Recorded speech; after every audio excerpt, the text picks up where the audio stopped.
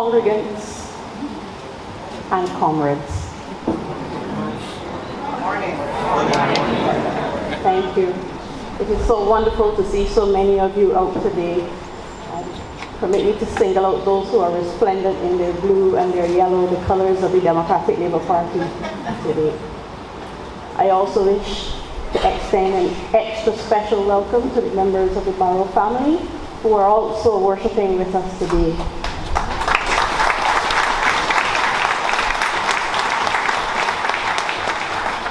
Besides the welcome, I also want to thank them for lending him to us.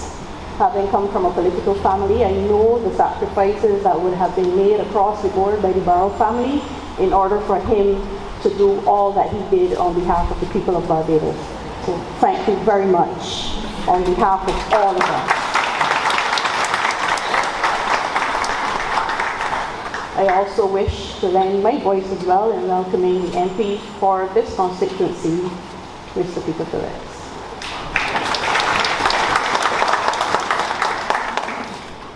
I don't think there's anyone in this church to whom I have to introduce ERROL BARROW, who was not touched personally by him.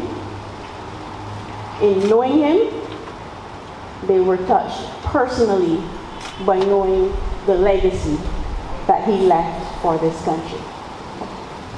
And we tend to single out education. But quite frankly, most of the social legislation that we depend upon today was crafted in the mind of ERROL BARROW and the persons who worked with him.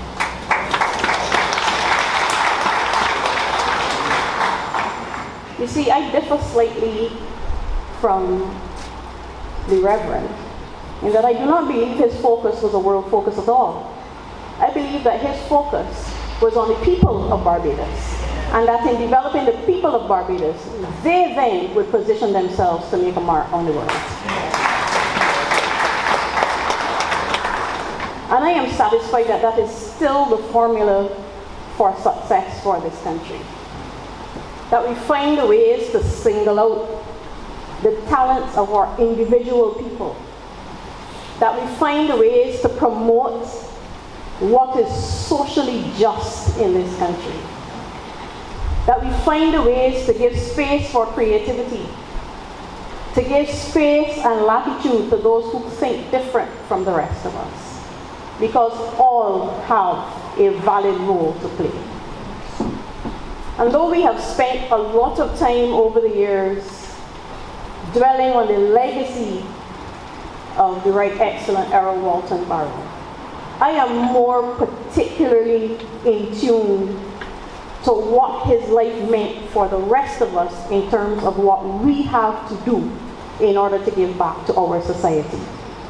I don't think he ever intended to be revered, and that may well have been the deciding factor in not wanting to be buried anywhere in Barbados, but to have his ashes scattered. He didn't wish to be lauded, but the lesson of his life to be applied to each and every one of us, that we think deeply what is necessary to improve our society, our people, and then take the steps, those bold, sometimes unpopular steps, mashing a few corns along the way, but doing it because you know it is the right thing to do to advance our society. He may well have built the foundation of Barbados, but it is incumbent upon us to send those walls up in the air. That is our task and the challenge of the life of Errol Walton Barrow. Not that we rest back on his laurels, but that we find our own niche in this country. And we cannot do it by giving props to a select few in society. We cannot do it by constantly burdening a particular group in society. We have to do it by finding those measures and those policies that pulls each person up, that moves each person forward. Some will take 10 steps, some will take 1 step, but forward is the only motion that we should be interested in.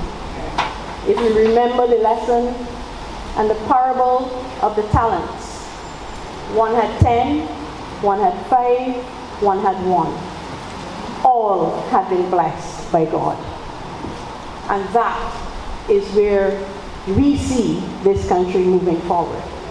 By positioning our people, making them the focus of programs, and in so doing, giving them the confidence and the space to move themselves forward, this country coming along with them, and making our mark on the world, in that order. The development of our people will always be the center point of the Democratic Labour Party, and we pledge to continue. We made the bold decision to start our centennial celebrations where it all started for ERROL Walton Barrow.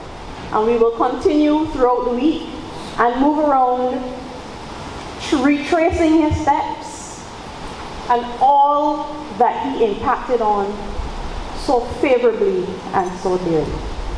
And it is our hope, first, that you will join us on our journey around the island, in particular on Tuesday, but also that as we journey around the island, at each step it will trigger and reignite in each one of us that duty to do on behalf of each other, not for self, but for the greater good. Thank you very much, Canon Goodrich and the congregants of St.Lucy's Parish Church for allowing us this favor today to worship amongst you. I too am coming back home.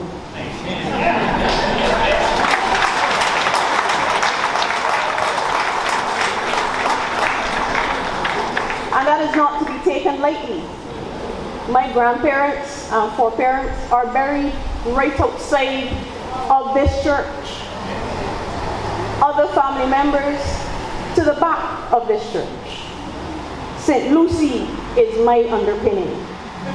And the reason why I say that is because I am very well attuned to how much the people of St.Lucy have given to the development of this country. It may have been crystallized in ERROL, but a small school just across the road in St. Clement's produced a significant number of island scholars at a time when you only got 1 or 2, and they all gave back to this country. My own uncle, Sir Philip Graves, he's going to spank me for this, but today is his birthday.